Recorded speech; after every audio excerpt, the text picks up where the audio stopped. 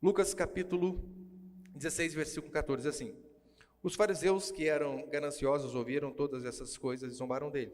Mas Jesus lhes disse: Vós sois os que justificais a vós mesmos diante dos homens, mas Deus conhece o vosso coração, pois o que é elevado diante dos homens, perante Deus, é abominação. A lei e os profetas vigoraram ou profetizaram até João. A partir de então, o evangelho do reino de Deus é anunciado e todo homem se esforça por entrar nele. Todavia, é mais fácil o céu e a terra passarem do que cair um pequeno ponto da lei. Todo aquele que se divorcia de sua mulher e casa com outra comete adultério. E quem casa com a divorciada também comete adultério. Olha para cá. Parece que ele coloca o adultério aqui no meio, não tinha nada a ver com o assunto, né? Eu vou explicar para vocês já.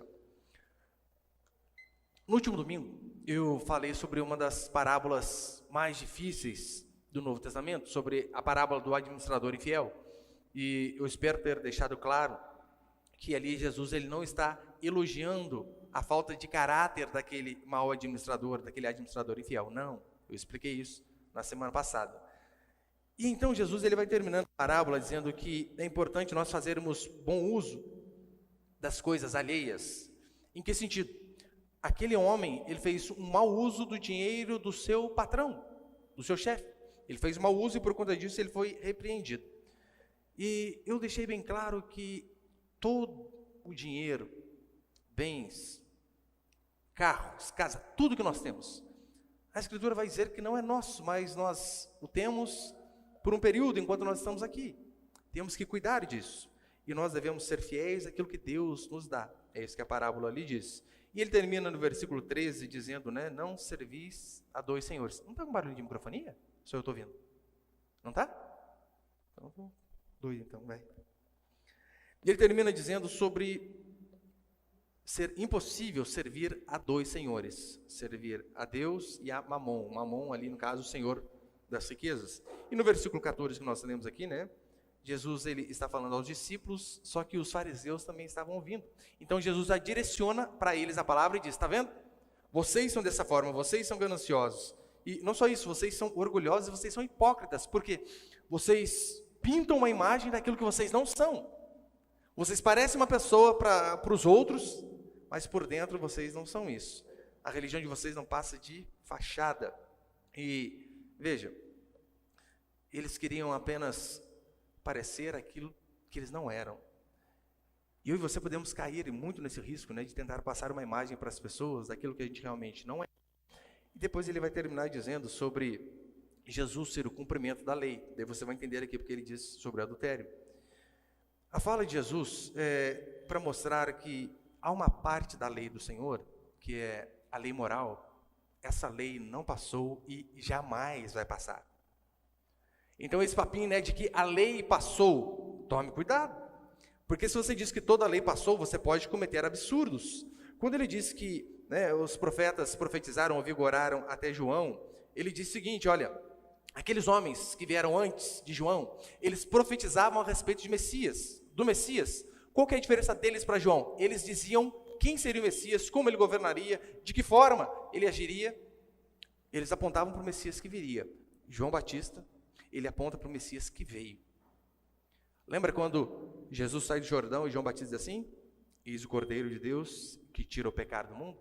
Ou seja, tudo que aqueles homens profetizaram, João viu aquelas profecias se cumprirem diante dele. Mas a lei cerimonial, por mais que ela tenha se cumprido com a chegada do reino de Deus, a lei cerimonial em que sentido, queridos? Lembra, principalmente a questão dos sacrifícios. Como eu disse, a lei cerimonial, ela se cumpriu com a chegada do reino de Deus. A lei cerimonial, principalmente em que sentido? Em relação aos sacrifícios. É por esse motivo que hoje nós não trazemos um bezerro no culto para imolar, para sacrificar, para que Deus perdoe os nossos pecados. Por quê? O Cordeiro de Deus morreu de uma vez por todas. Foi o que João Batista disse. Eis o Cordeiro de Deus que tira o pecado do mundo. Porém, a lei moral, ela permanece. A lei moral, na verdade, ela é a reguladora ética do comportamento cristão. Não podemos dizer que a lei passou. Como assim? É justamente ela que dita a mim e a sua moralidade. Ela é eterna e jamais passará, porque ela é, na verdade, a revelação da mente do Senhor. Quando Deus diz não mate, é porque Ele não mata. de forma injusta, claro, né? Porque ele dá a vida, ele pode matar. Quando ele diz, não furte, não adultere, é porque ele não faz essas coisas. Então nós vemos na lei o caráter da santidade da mente do Senhor. E essa lei, claro que ela não passou. É com base nisso, de que a lei moral não passou, que nós, na verdade, edificamos a nossa vida, os nossos pensamentos e os nossos comportamentos. Como assim? É com base nisso que nós entendemos que as nossas roupas devem santificar o Senhor, seja na rua, seja no trabalho, ou seja na praia. Por quê? Ora, porque a lei moral não passa, nós devemos continuar com a decência assim como era antigamente. Não é porque, nós vivemos agora na era da graça, como dizem alguns. Mas como assim? Então você pode andar com tudo à mostra? Não pode. É com base nisso que nós devemos pautar os nossos relacionamentos, os nossos palavreados e todo o nosso comportamento. Tudo deve remeter à santidade que glorifica o nome do Senhor. Lembra sempre disso. Tudo o que você fizer deve remeter à santidade que vai glorificar o Senhor. E então nós vemos Jesus aqui, ele entra com um exemplo, né, do casamento. Na verdade, ele pega aquilo ali apenas como um exemplo de que a lei moral, ela é permanente e duradoura, porque o assunto aqui não é divórcio e segundo casamento, não é esse. Esse assunto está lá em Mateus 19, não é o tema de hoje. Aqui nós vemos Jesus apenas fazendo uma citação, ou seja, ele mostra, olha, esse aqui é um exemplo do caráter permanente da lei. Por quê? Ora, porque os fariseus, eles eram picaretas, eles queriam divorciar por tudo e qualquer motivo. Então Jesus, ele precisa vir e mostrar para eles, não, vocês estão errados. Tanto é que havia algumas escolas, né, rabinas da época, por exemplo, do Rabino Hillel, eles acreditavam que se uma mulher queimasse a comida, queimasse o arroz, o marido podia mandar ela embora com carta de divórcio, nota de rodapé, péssima cozinheira, só porque queimou o arroz. Há uma outra escola de um rabino chamado Akiba, que ele dizia que a partir do momento que um homem encontrasse uma mulher mais bonita, ele também podia se divorciar. Então Jesus, ele usa o termo do casamento justamente para mostrar, vocês estão indo para o caminho errado. Jesus, ele vai na contramão para mostrar, a lei moral continua em vigor. Porque se nós dizemos que a lei passou, olha o risco que isso pode incorrer. A lei passou, né? Nós estamos na era da graça, então tá bom. O não adulterarás é a era da lei. Então hoje podemos adulterar? O não matarás é a era da lei. Nós podemos hoje sair por aí matando? Você consegue perceber que é um absurdo que pode levar isso a uma heresia e que a lei moral, de fato, ela não passou? E assim como esses fariseus, eles davam inúmeras desculpas fúteis para fugir do casamento, veja se isso não acontece muito também nos casamentos cristãos. Não estou nem dizendo de casamento fora. Casamentos de pessoas que casaram na igreja. Quantas pessoas eu já vi que disseram assim, pastor, não está dando mais certo, mas eu casei só para sair de casa. Não aguentava mais a opressão dos meus pais ali, então eu casei só para isso, eu não tinha certeza se era a vontade de Deus. E eu sempre respondo, você disse sim? Disse, era a vontade de Deus. Sustenta, aguenta, é assim que funciona as coisas. Pastor, mas eu casei meio na emoção, eu fui enganada. É sempre assim, né? Sempre história triste. Sempre a história triste para fugir. O amor acabou, eu não amo mais como eu amava antes. Querido, se depois de 20 anos você continuar com o mesmo sentimento, você é um mandrake, não é possível, porque essas coisas somem. Não confunda amor com paixão. A paixão vai embora. Na média de 2 anos, ele é aquele sentimento louco, avassalador. O que fica depois é o amor de verdade. O amor está baseado em compromisso. Compromisso. Apenas uma cláusula de separação que a Escritura vai dizer, que é o caso de adultério. Jesus vai dizer isso em Mateus 19. Ainda assim, ele não estimula o divórcio. Pelo contrário, ele diz que o perdão deve ser exercitado até diante desses casos. Dito isso, né, vamos entrar propriamente aqui na parábola. Mateus capítulo 16, versículo 19, vai dizer assim. Havia um homem rico que se vestia de roupas de púrpura e de linho finíssimo, e todos os dias se banqueteava com luxo. E um mendigo chamado Lázaro, todo coberto de feridas, foi deixado em seu portão. E desejava comer das migalhas que caem da mesa do rico, e até os cachorros vinham lamber-lhe as feridas. Quando o mendigo morreu, foi levado pelos anjos junto ao seio de Abraão, e o rico também morreu e foi sepultado. Até aí tá bom, o resto eu vou continuando falando. Olha para cá. Como eu disse, o tema da minha mensagem hoje é a terrível realidade do inferno. Aqui o que nós vemos é Jesus usando uma parábola para deixar explícito para mim e para você que a vida não termina na morte. Essa talvez é a coisa mais importante que você possa ouvir na sua vida. Mais importante do que quem ganhou a eleição, do que com quem você vai casar, do que você vai ser quando você crescer. É você saber que isso aqui é uma realidade. A vida não termina no túmulo. A vida não termina quando nós fechamos os olhos para esse mundo, quando nós morremos, é que ela não termina ali. E não há uma possibilidade sequer. Jesus vai mostrar através dessa parábola de aqueles que morreram descrentes acordarem no céu. Ou aqueles que morreram crendo acordarem no inferno. Não há essa possibilidade. Essa história de purgatório é absolutamente algo sem base bíblica nenhuma. Que você vai para algum lugar e dependendo lá, você fica purgando seus pecados lá, purificado e vai para o céu. Não. A única pessoa que pode purificar o meu e o seu pecado, a Escritura vai dizer que é este Cristo. E você precisa reconhecê-lo como o seu Salvador e perdoador dos seus pecados em vida. A partir do momento que morreu, acabou. Então nós vemos apenas dois caminhos. Céu, aqui representado pelo seio de Abraão, e inferno.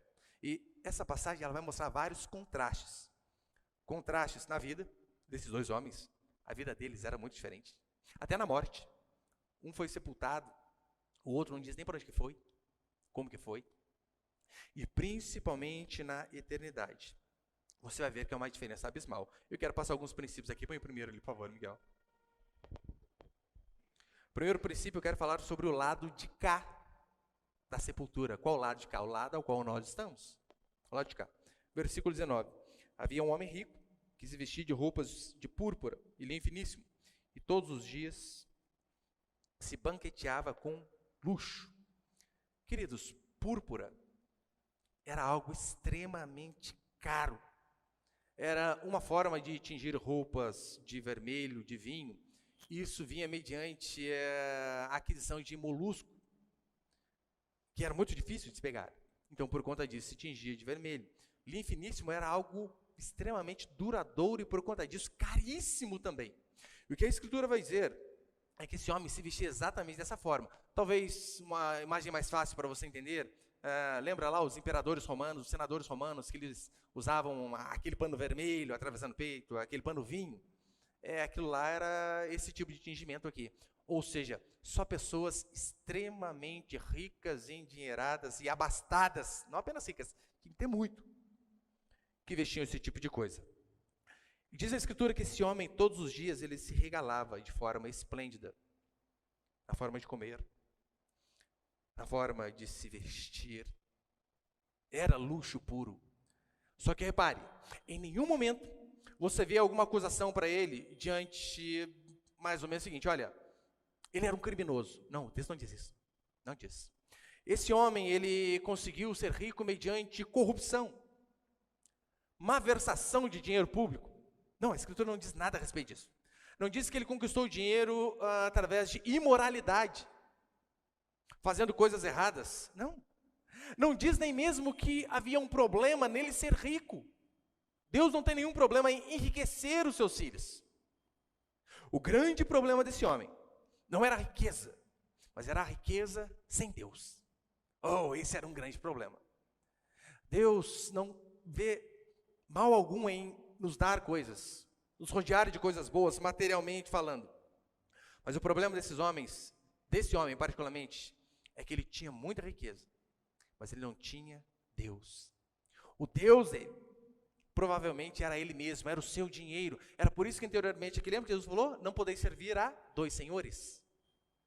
Ele falou que os fariseus, eles realmente eles eram gananciosos. E então, nessa mesma toada, ele continua aqui. Só que lembra, esse homem vivia dessa forma, de forma regalada, de forma luxuosa, mas este é apenas um lado da história. É apenas um lado da vida. Provavelmente, quando ele morreu, as pessoas diziam assim, olha, descansou de suas fadigas, assim como nós falamos. Este é apenas um lado da história. Em contrapartida, no versículo 20, vai dizer assim: e um mendigo chamado Lázaro, todo coberto de feridas ou chagas, foi deixado em seu portão, e desejava comer das migalhas que caíam da mesa do rico, e até os cachorros vinham lamber-lhes as feridas. Quando o mendigo morreu, foi levado pelos anjos para junto de Abraão. O rico também morreu e foi sepultado. O pobre aqui é utilizado para falar a respeito dele 4 coisas. Olha, mendigo, fome, lepra, era uma doença que ele tinha, as chagas que ele tinha, e cães, ou seja, era uma desgraça total, desgraça. Alguém faminto, que via o outro comer e desejava comer daquelas migalhas, mas não tinha nenhuma possibilidade. Jesus nem informa que ele foi sepultado. Olha como é triste. Não diz se ele teve um enterro digno, não diz se a cidade tinha algum serviço público, não diz se ele foi enterrado como indigente, não diz nada. Diz apenas que ele morreu, não diz nem onde, se foi na rua e jogaram no canto, enterra em qualquer lugar. Não diz nada. Lembrando, este é apenas um lado da história. Um lado. Do lado de cá nós vemos diferenças absurdas entre esses 2 homens. De fato, fartura e miséria. Opostos. Elegância e trapos.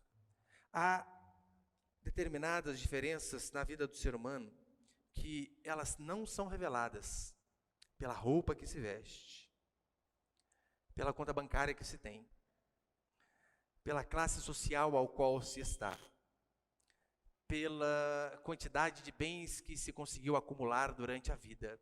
Há uma diferença na vida do ser humano que é revelada apenas no dia da morte. É por isso que Jesus ele vai dizer assim: a vida de um homem não consiste na abundância de bens que ele possui. Por quê? Porque aqui neste mundo nós infelizmente ainda fazemos essa diferença. Até cristãos. Nós tendemos a dizer que, olha, fulano é alguém abençoado. Você pergunta, por quê? Olha o tanto que ele tem prosperado. Você reparou que nós, instintivamente, por conta da teologia da prosperidade, nós associamos bênção de Deus com dinheiro, bênção de Deus com prosperidade, mas você vai ver, isso não tem muito a ver, não. Segunda coisa que nós vemos é o lado de lá da sepultura. Do lado de cá eram totalmente opostos esses 2. E do lado de lá. No versículo 22 já começa dizendo assim, né? Quando o mendigo morreu, foi levado pelos anjos para junto de Abraão. O rico também morreu e foi sepultado. Lembre-se, eu e você, nós não somos um corpo que possui alma. Nós somos almas que possuem corpos.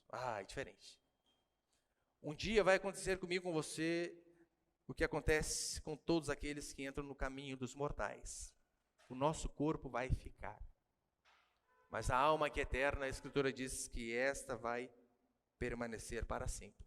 Seja para a glória eterna, ou seja para a condenação eterna.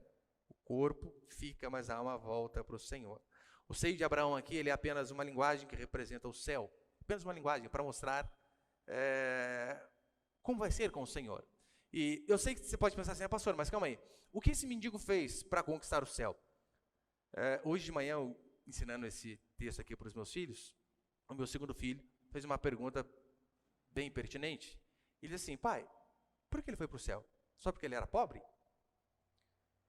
Ora, então basta a gente vender os nossos bens que a gente vai para o céu. Não no nosso caso, né? Nosso caso é só a gente continuar normal, né? Só a gente continuar do jeito que a gente está. Se fosse isso, claro. Mas por que ele vai para o céu? É porque ele era pobre? Porque ele teve alguma doença? Porque passou necessidade? É por conta disso que ele foi para o céu? Não.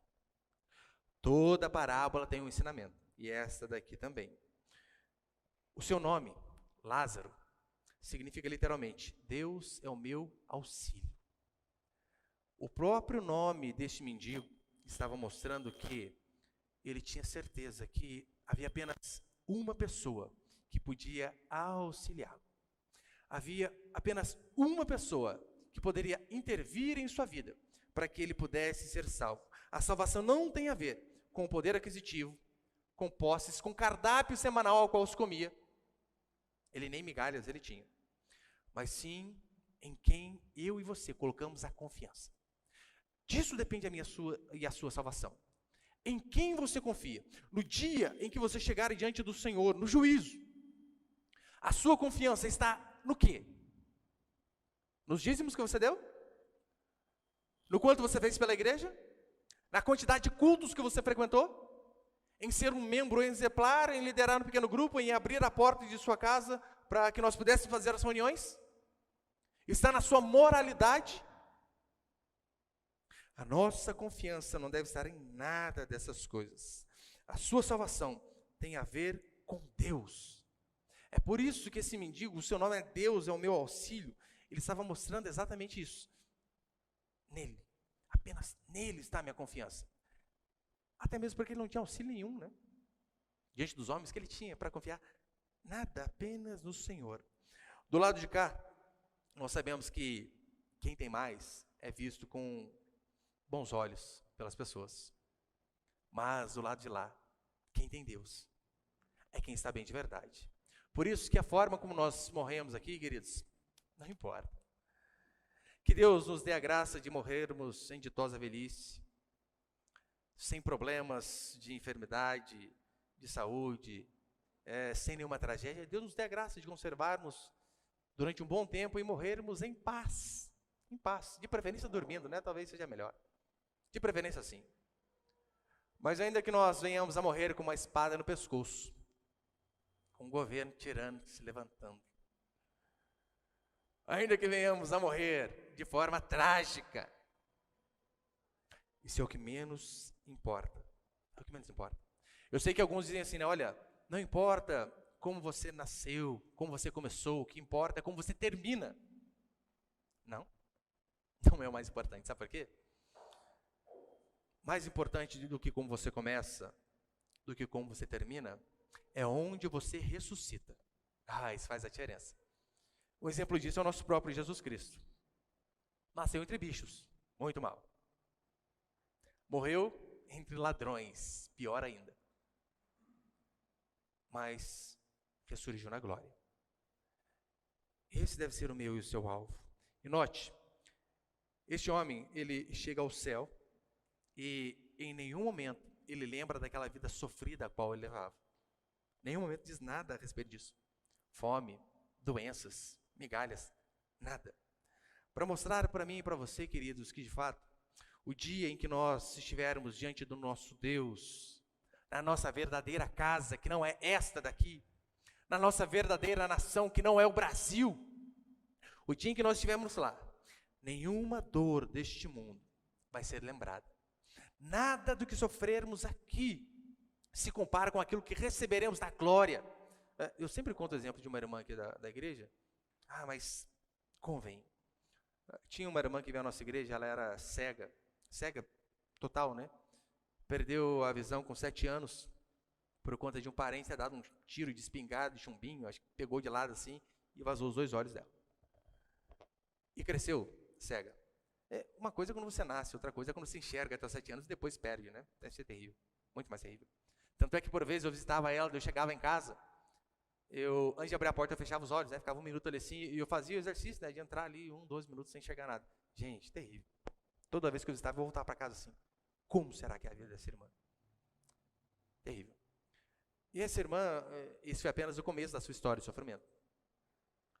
Casou com um rapaz que era cego também. Casou. E apanhava cedo, à tarde e à noite de seu marido. Teve uma vida que foi uma desgraça. E por vezes eu conversando com ela, ela chorando, dizia para mim, pastor, por quê? Por que a minha vida é tão sofrida?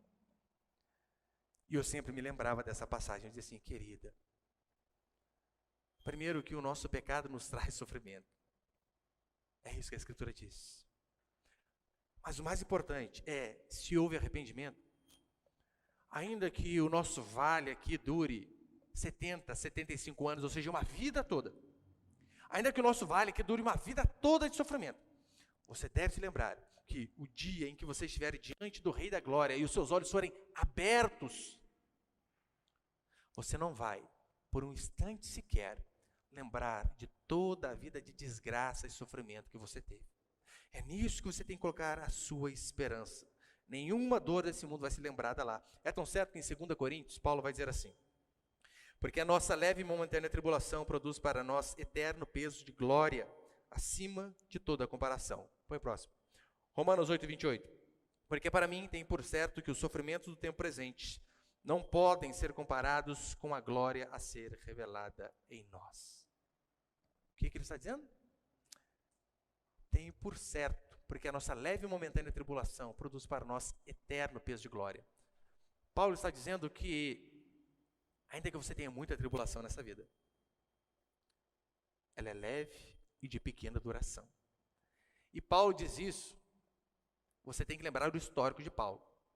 Talvez você pense que a sua vida é sofrida, né? Lembra de Paulo?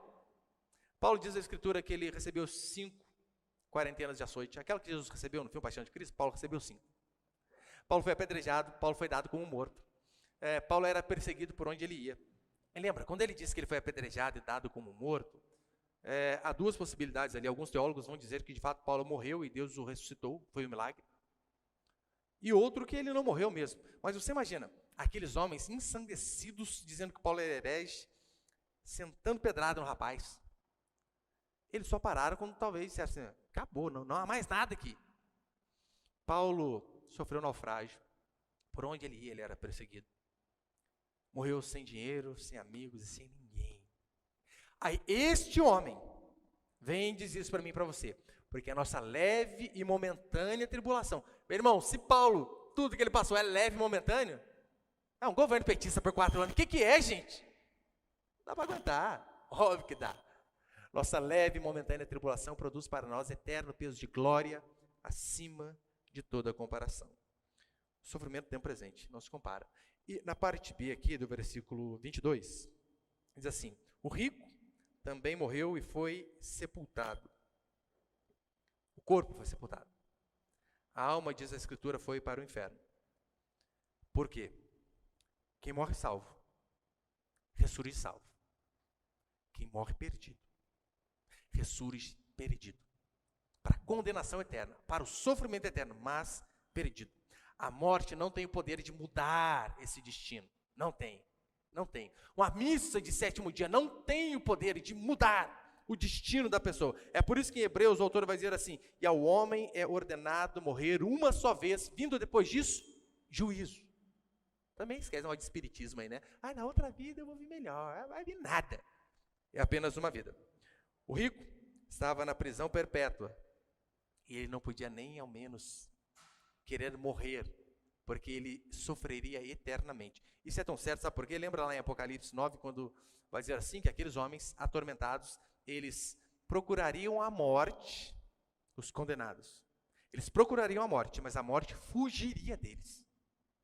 Você consegue imaginar a angústia que é isso aqui? Terceiro, põe ele, por favor, já estou encerrando.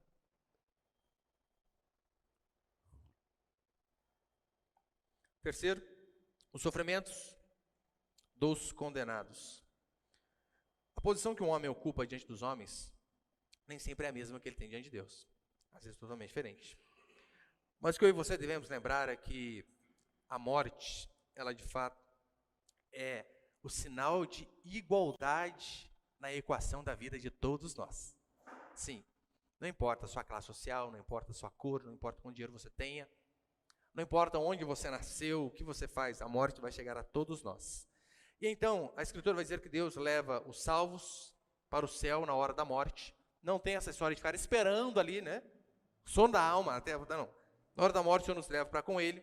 É por isso que eu e você, nós podemos dizer como Paulo diz. Paulo em Filipenses, capítulo 1, versículo 21, na carta cujo tema é alegria. Paulo escreve uma carta cujo tema é alegria, sendo que ele mesmo estava preso. E em Filipenses 1, 21, ele vai dizer assim: porquanto para mim, o viver é Cristo, e o morrer é lucro. Ou seja, a partir do momento que a minha vida é para Deus, meu irmão, a morte é algo que nós esperamos. É algo que é lucro, não é perda. A morte para o cristão é lucro. É por isso que Apocalipse 14 vai dizer: bem-aventurado aqueles que morrem no Senhor. Por que você acha que Apocalipse questão de enfatizar, bem-aventurado, feliz, aqueles que morrem no Senhor. Porque infelizes são aqueles que morrem fora do Senhor. As pessoas não convertidas, elas, infelizmente, descobrirão o valor de suas almas tarde demais. Assim como foi o caso desse rico aqui. Tarde demais. O rico fazia apenas provisões para o corpo, mas nunca pensou em seu destino eterno. Este é o erro de muitas pessoas. Estão preocupadas apenas com o aqui e com o agora e se esquecem da eternidade. Nós devemos tomar um cuidado para não determos o nosso pensamento e o nosso foco apenas aqui, mesmo como cristãos. Oh Deus! Você vê cristãos que, você pergunta, olha, qual que é o seu sonho, qual que é o seu objetivo? Ele fala apenas de coisas terrenas. É trocar de carro, é trocar de casa, é conquistar isso, é conquistar aquilo. E coisas que não são pecados em si mesmo. Mas se o seu objetivo de vida é apenas conquistar coisas aqui, ora, tome cuidado. O livro O Peregrino, de John Bunyan, que talvez, depois da escritura, eu acho que é o livro mais fantástico que eu já li. Leia, se você não leu ainda. O Peregrino. Fala sobre a história de cristão, que ele é o símbolo, né, de nós cristãos, só que é um personagem. Um homem. Então ele está saindo da cidade da destruição, que é esse mundo ao qual nós vivemos, e indo rumo ao céu. E ele vai juntando vários amigos ali, né? Ele encontra a misericórdia, ele encontra a felicidade, só que ele encontra também alguns inimigos. E é interessante que tem uma hora que cristão e seu amigo fiel, eles rumo, né, à cidade celestial, eles passam pela Feira das Vaidades. Feira das Vaidades. E então, cristão ele começa a reparar que na Feira das Vaidades se vendia de tudo. Tudo. Se vendia prazer, se vendia bens materiais, se vendia alegria terrena, se vendia prazeres conjugais, se vendia comida, se vendia tudo. Por isso era o nome, Feira das Vaidades. E ele, por um instante, ele se detém naquele lugar. Até que seu amigo fiel chama, rapaz, nós não somos aqui, vamos embora. Ele então tem que deixar aquela feira e seguir. Esse rico, ele até pensou em seus irmãos depois que ele morreu. Até pensou. Por quê? Porque para ele mesmo já não dava mais tempo. Ele sabia disso. É tão certo que continua lendo comigo aí, versículo 24. E clamando disse, aqui, né? 24. E clamando disse, Pai Abraão, tem misericórdia de mim e envia Lázaro para que molhe na água a ponta do dedo e me refresque a língua, pois estou atormentado nessas chamas. Abraão, porém, disse, filho, lembra-te que a tua vida recebeste bens, mas Lázaro, por sua vez, recebeu males. Agora ele está aqui consolado e tu atormentado. Além disso, há um grande abismo entre nós e vós, de forma que, se quisesse passar daqui para vós, não poderiam, nem os daí passar para nós. Ou seja, eles estão num lugar onde é impossível se atravessar. Há um vale intransponível. Quando se morre, acaba-se todas as opções de entrar no céu. Todas. Não há como desfazer isso. E então nós vemos que este homem ele está tão atormentado que ele diz assim, né? Puxa, mas molha um pouquinho de água que é a ponta de minha língua. Deus disse. Abraão disse, não. E é tão interessante, depois do versículo 27, ele vai dizer assim ainda, olha. Então ele disse, eu te imploro, ó Pai, que o mandes a família de meu pai, porque tenho 5 irmãos, manda para os advertir, a fim de que eles também não venham para este lugar de tormento.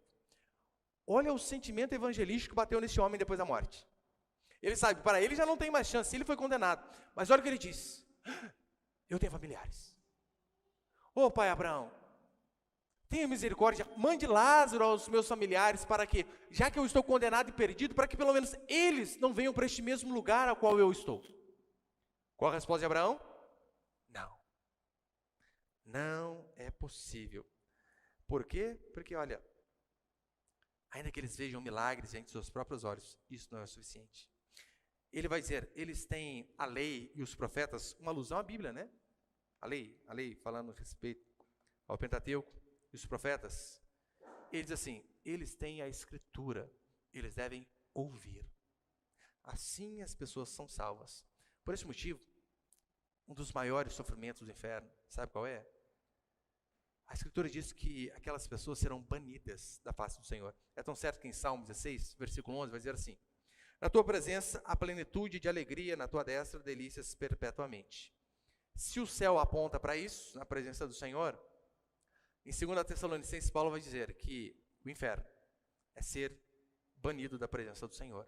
Marcos, Jesus ali em Marcos, ele vai usar um termo que, se você entende o que ele quis dizer, mas nos dá tanto medo, por exemplo, ele vai dizer que o inferno é um lugar onde o verme não morre nem o fogo se apaga. Fazendo uma alusão, por exemplo, às épocas das guerras, onde um exército inimigo, ele derrotava uma nação, e então ele matava as pessoas, e aqueles corpos não eram enterrados, eles eram amontoados, entulhados ali mesmo, no meio da praça, ateados fogo, e ficavam ali pegando fogo, ó. Tempos e tempos e tempos. Então Jesus vem e usa essa analogia da guerra, para mostrar assim, olha, lá é um lugar onde o verme não morre, e nem o fogo se apaga, queimando perpetuamente. Apocalipse 14, vai dizer assim: também esse beberá, daqueles condenados, né? Também esse beberá do vinho da cólera de Deus preparado sem mistura, do cálice da sua ira, e será atormentado com fogo e enxofre diante dos santos anjos e na presença do Cordeiro. A fumaça do seu tormento sobe pelos séculos dos séculos, e não tem descanso algum, nem de dia, nem de noite. É impressionante como as pessoas não leem essa passagem, né? Ai, Jesus é amor. Óbvio que é. Esse é o mesmo Jesus. Também aqueles que não se arrependem de seus pecados beberão do vinho da cólera de Deus, preparado sem mistura, do cálice da sua ira. Isso aqui não é Antigo Testamento, não, isso aqui é novo, é a era da graça. A sua ira. Repare, a fumaça do seu tormento sobe pelos séculos dos séculos. Atormentados. As descrições de sofrimento que a Escritura nos dá, queridos do inferno, são as piores possíveis. Piores possíveis. É impossível um ser humano que tenha pelo menos 2 neurônios ler e não ficar horrorizado. Depois do versículo 23 que nós lemos, diz que o rico ele viu Lázaro. Não diz que Lázaro viu, né? O rico. Mas o rico viu Lázaro. Você está ali atormentado. Puxa, agora eu estou olhando o cara, já era. Ainda tem sofrimento. Eu estou vendo o cara bem e eu aqui mal. No versículo 24, lia comigo de novo, ele diz assim: e clamando disse: Pai Abraão, tem misericórdia de mim, envia Lázaro para que molhe na água a ponta do dedo e me refresque a língua. Queridos, qual a refrescância de fato tem isso aqui? Imagina, literalmente, né? Dá nem graça. Você consegue imaginar como esse homem estava desesperado? A ponto de pedir algo fútil, que não faria diferença nenhuma. Aqui apenas uma moral para mostrar para mim e para você de que no inferno nem um consolo mínimo será dado para aqueles que não se arrependeram dos seus pecados. Nem isso. Molhar a ponta da língua, nem isso. O inferno é um lugar que não se pode escapar, não há chance de sair dali. Por isso a importância, assim como esse homem teve esse senso evangelístico de que, olha, mãe de Lázaro, então, para falar aos meus familiares, a importância de nós fazermos esse papel. Porque hoje nós temos a oportunidade de falar aos nossos familiares. O dia em que nós também formos chamados para o encontro com o Senhor. Eles não terão essa oportunidade, pelo menos mediante as nossas vidas. E quarto, para encerrar, com ele, por favor.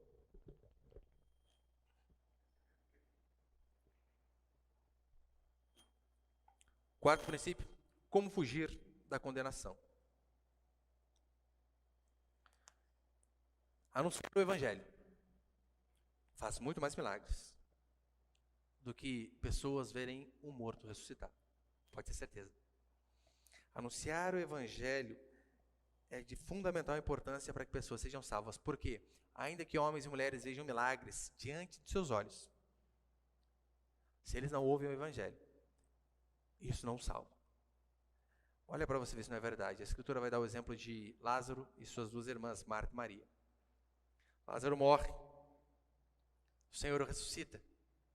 Os homens vêm, ele fedia há 4 dias. E ainda assim, diz a Escritura que eles vendo Deus ressuscitando um homem morto depois de 4 dias, eles não se arrependem de seus pecados. O povo no Antigo Testamento viu Deus abrir o mar, livrá-los de 10 pragas de Faraó. mas morreram no deserto porque coração endurecido, incrédulos. O que gera fé de verdade, a fé que salva, é a palavra do Senhor, não há outro caminho, não há. Por isso a importância, queridos, de você ouvir constantemente que você, por conta do seu pecado, você quebra a lei do Senhor. Você infringe a lei do Senhor a qual você deveria obedecer. E então, a partir do momento que você vê que você quebrou a lei do Senhor, você precisa suplicar para que alguém te salve, pois se você quebrou, você não pode ser salvo por você mesmo, a não ser que alguém pague esse preço no seu lugar.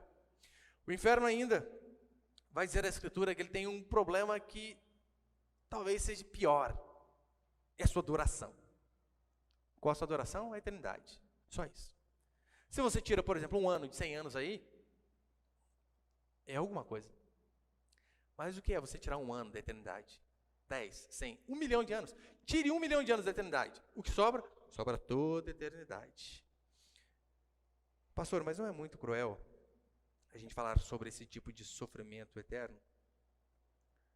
Não. Não é. A igreja constantemente precisa ouvir a respeito disso. Que os pecados têm consequência, que aqueles que não se arrependem de seus pecados em vida, durante toda uma eternidade, sofrerão. Na mitologia grega tem o mito de Sísifo. Sísifo, ele então, por conta de seus erros, ele é punido eternamente, carregando uma pedra morro acima. Talvez já viu aquela foto, né? Um homem empurrando uma pedra redonda morro acima. E toda vez que Sísifo estava chegando lá em cima, Zeus vinha e derrubava a pedra. Ele começava de novo e ia. Essa era a punição de Sísifo, eternamente. Levar a pedra morro acima. Mas a Escritura diz que o inferno é infinitamente pior do que carregar pedras morro acima. Cruel é você ter oportunidade, domingo após domingo, de se arrepender dos seus pecados, e mesmo assim não fazer. Cruel é você conhecer pessoas, parentes, familiares, amigos, que estão longe do caminho do Senhor. E você mesmo não diz nada. Você sabia que quem mais falou a respeito do inferno foi o próprio Jesus Cristo? Sim, o Deus de amor foi o que mais falou a respeito do inferno. Por isso, a boa notícia é que eu e você, nós não precisamos ir para lá. Mas para que nós não possamos ir, apenas um caminho. O caminho é nós entendermos que também somos Lázaro, que Deus é o nosso auxílio, que apenas Ele, mediante a pessoa de Jesus Cristo, pode nos levar ao Pai. E como que nós fazemos isso? Quando nós demonstramos o nosso arrependimento e confessamos os nossos pecados. É tão certo, para encerrar, João capítulo 5, versículo 24, vai dizer assim: em verdade vos digo que quem ouve a minha palavra e crê naquele que me enviou, tem a vida eterna, e não vai a julgamento, mas já passou da morte para a vida. Aquele que ouve a minha palavra e crê naquele que me enviou, este tem a vida eterna. É mais uma oportunidade que nós temos. Só Jesus, apenas Ele, pode nos auxiliar. É por isso que eu sempre digo, Jesus, ele era um homem, por isso ele podia pegar na minha, na sua mão, como homem. E ele era Deus, então ele também podia pegar na mão de Deus sem ser consumido, e então fazer essa ponte, nos levar ao Pai. Não há outro caminho. Não. Indulgências, pagamento, não. Ofertas, votos, cestas básicas para asilos, velhinhos, ajuda a pessoas na rua, não. Boas obras, ser um bom marido, uma boa esposa, não. Vamos fazer todas essas coisas, óbvio, mas não são elas que nos recomendam a Deus. Ouvir a mensagem do arrependimento e dar de ombros é loucura. Ouvir isso aqui que você está ouvindo, sair daquela porta para fora e pensar, amanhã é outra história. Volta à vida normal e continuar nos seus pecados. É você assinar o seu atestado de condenação, de que você também vai para esse lugar de tormento ao qual esse rico foi. Você sabe, né? Parábolas são uma forma de Deus nos ensinar a respeito de coisas celestiais. Mas não são coisas exatas. Lembra quando a Bíblia vai dizer ali em Apocalipse que os céus são ruas de ouro? Você acha realmente que Deus ele vai nos fazer uma rua ali 18 quilômetros para a gente ficar andando e ver aquele brilho dourado. Você acha que é isso que é o céu? Não, aquilo é apenas uma figura de algo que tem valor para mim e para você, o ouro, para que nós possamos ver, olha, o céu vai ser algo espetacular, vai ser muito melhor que ouro. Mas da mesma forma, o contrário também é verdade. Esse sofrimento citado na Escritura, lugar onde não morre o verme, nem o fogo se apaga, lugar de tormento. Essa parábola onde diz que, olha, a ponta do dedo molhada na ponta da língua é apenas um símbolo do quão sofrido é o inferno. Isso aqui é apenas uma comparação para que eu e você venhamos a ter ideia. Então, se você está aqui essa noite, meu querido irmão e irmã, e tem certeza que você é salvo, louve a Deus por isso. Engrandeça o Senhor por isso. Se você ainda não tem essa certeza, ou você ainda não tem esse compromisso genuíno com Deus, não deixe passar um segundo sequer, pois nós não sabemos o dia de amanhã. Hoje é o dia de eu e você nos entregarmos totalmente ao Senhor, porque assim fazendo, fugiremos da ira vindoura e a graça do Senhor Jesus Cristo será sobre nossas vidas. Amém, meus queridos?